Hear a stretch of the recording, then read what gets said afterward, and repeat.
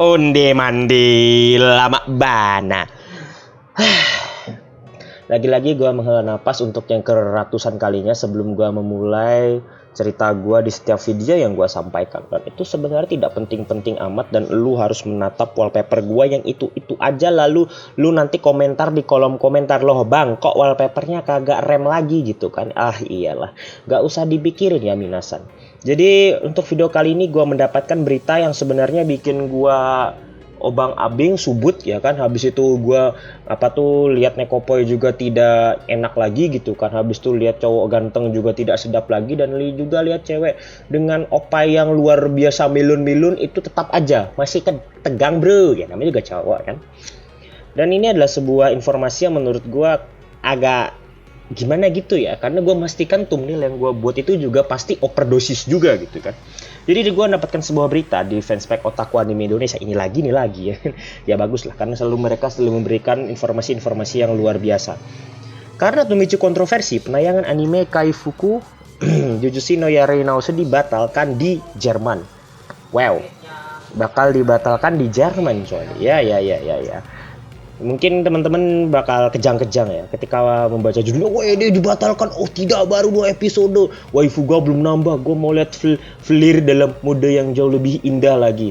Ternyata dibatalkan cuma di Jerman. Untung aja nggak dibatalkan langsung produksinya kan. Padahal anime ini juga sangat-sangat terkenal, populer, dan hebat sih. Hebat sih. Gua beberapa minggu atau sekitar awal tahun kemarin udah mengatakan anime ini adalah anime mediocre yang paling populer. Pasti itu udah gue prediksi. Dan prediksi itu kenyataan. Buat teman-teman yang nggak tahu video gue yang mana, bakal gue liatin dulu video yang gue maksud itu. Di situ gue menyampaikan langsung Kaifuku Crytalizing.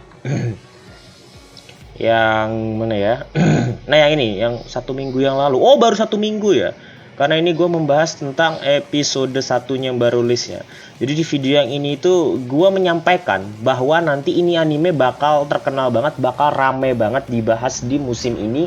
Biarpun ini anime mediocre. Kenapa mediocre? Karena ceritanya itu ya kelihatan aja dah dari kualitas grafisnya kan. Udah kayak anime buatan Bunny Walker.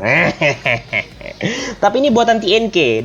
Buat teman-teman yang nggak tahu, TNK itu adalah studio yang ngeproduksi anime Senran Kagura, lalu juga ngeproduksi anime Shin Nanatsu no Taizai, bukan yang Meliodas dan Ban dan kawan-kawannya, juga Shin Nanatsu no Taizai. Sehingga ya mantap-mantap juga. Ya oke.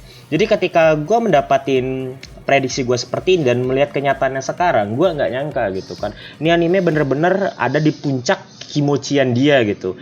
As always, gue sih nggak peduli sebenarnya dengan apa yang terjadi dan penayangannya yang dibatalkan di negara Eropa tersebut. Tapi yang paling penting adalah kita masih bisa menikmatinya sampai benar-benar selesai. Kenapa? Anime ini benar-benar tidak nyangka-nyangka ada di puncak. Padahal alasan sedetnya cuma satu aja, tokoh utamanya aja. Kenapa? Tokoh utamanya ini bukanlah pecundang gitu kan. Karena kita selama ini tuh selalu disuguhi dengan tokoh utama yang ngomongnya tuh boku orewa gitu kan. Habis itu bilang, aku akan melindungimu, aku akan selalu ada untukmu, aku tak akan pernah membencimu, dan lain-lain kan. Tokoh-tokoh utama yang kayak gitu tuh bisa bikin titik kita itu kagak tegang-tegang gitu kan. Biarpun waifunya cantik-cantik nantinya. Tapi ketika anime nih tokoh utamanya itu tampangnya kayak penjahat, tampangnya kayak si Yagami di anime Death Note yang kalau ketawa yang kayak penjahat di film Power Ranger, suka gue ngelihatnya gitu loh. Biarpun mukanya ya lagi-lagi kayak cebol yang mukanya pas-pasan juga dibandingkan dengan si Kirito dari Kenjan no Mago sih.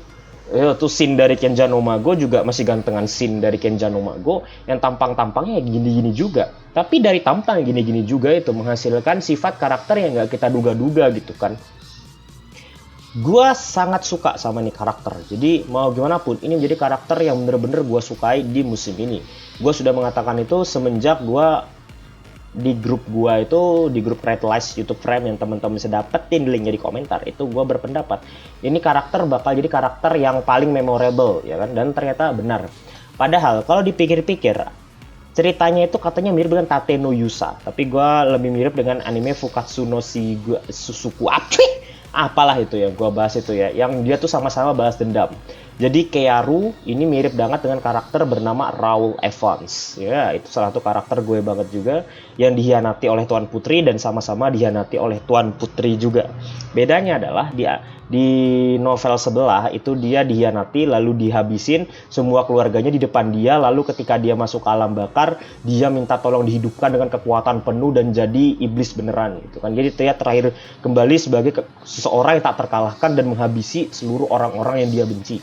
Dan gue berharap ceritanya nanti akan sama seperti itu dan lebih mantap lagi. Ternyata cerita dari Kai Fuku ini, dia balas dendamnya tuh nggak main-main coy. Dia langsung wadidaw gitu kan, sampai kena tampol pakai titiknya yang kecil itu kan. Tapi dia pakai jurus heal dan tambah panjang gitu kan. Jurusnya mantap kali kan, daripada lu beli Titanjel kan, mending lu terakhir jadi Yusha yang tukang healer gitu kan. Wah, itu kekuatan luar biasa itu kan. Kekuatannya menambah gede gitu. Gile bener lah. Untung ya Tuan Putrinya susu gede kan. Asik. Oke. Jadi gue kalau misalnya dipertanyakan lagi apakah anime ini sebenarnya bagus atau enggak, jawabannya itu sebenarnya mediocre. Sama seperti video gue yang sebelumnya juga, yang minggu kemarin itu mengatakan ini anime mediocre, dan gue tetap mengatakan iya, ini anime tetap mediocre. Kenapa? Karena cerita yang dibangun itu tetaplah cerita yang sebenarnya bukan standar sih ya, tapi ceritanya ya akhirnya berjualan lagi gitu. Mereka nggak jualan cerita, tapi berjualan karakternya juga. Karakternya cantik, karakternya mantap. Karakternya itu punya sifat-sifat yang disenangi oleh para pecinta fetish di seluruh alam semesta ini. Jadinya gue kembali lagi kepada kenyataan bahwa anime tetaplah anime mediocre. Tetap biasa-biasa jadi mata gue. Tetapi yang bikin nggak biasa itu karena tokoh utamanya berani beda. Hanya satu poin penting yang merubah cita rasa nih anime menjadi sebuah anime yang bener-bener kompleks banget kan.